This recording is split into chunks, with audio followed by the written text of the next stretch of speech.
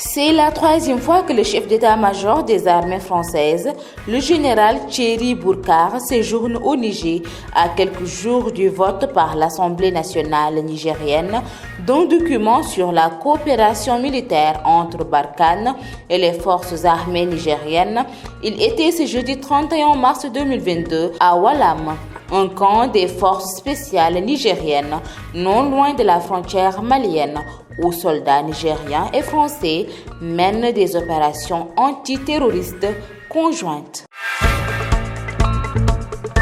Plusieurs centaines d'Éthiopiens sont arrivés mercredi à Addis Abeba en provenance d'Arabie Saoudite, le premier contingent des quelques 100 000 ressortissants d'Éthiopie qui vont être rapatriés du royaume au cours des prochains mois.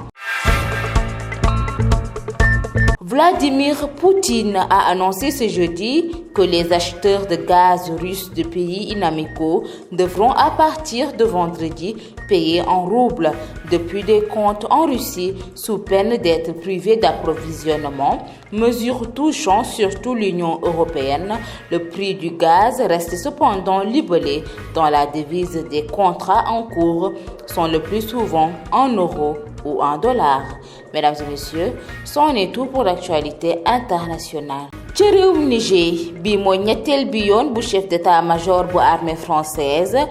di général Thierry Bourcar di ñëwaat foofee ci réewum Niger si jamono bu ñu war a dëgmale foofee ci assemblée nationale benn vote ci benn document bu soxal coopération militaire ci diggante Barkhane ak force armée bu nigérienne bi chef d'état-major boobee mu ngi fa woon démb ci alxames gi yamook ci fanweeri fan ak benn ci weeru mars 2022 foofee ca Alam ci benn camp de force spéciale nigérienne te jege lool frontière Mali bi bërëb boobee nag ay soldats nigériens ak it ay français ñoo fa dajaloo ngir di amal ay opération ngir xeex wàllum terrorisme.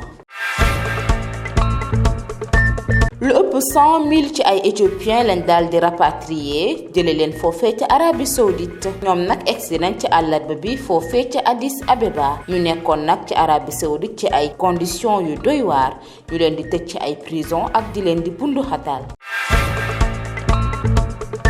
jeexale xibaari bitim réew yi ak Vladimir Poutine mi xamle démb ci alxames gi ne ñi nga xamante ne ñoom ñooy jënd gaz russe bi te ñu nekk ci réew yi nga xamante ne juboowuñu ak réew bu russe tàmbalee ko tey jii ci aljuma ji suñuy jënd gaz boobe dañ koy jënd ci xaalisu russe boobe ñu koy wax rouble mu nekk nag loo xamante ne dina laal loolu Union européenne ndaxte gaz boobe dañ ko daan jëndee ci euro wala ci dollar mbokk yi tey lii moo nekkoon seen xibaari bitim réew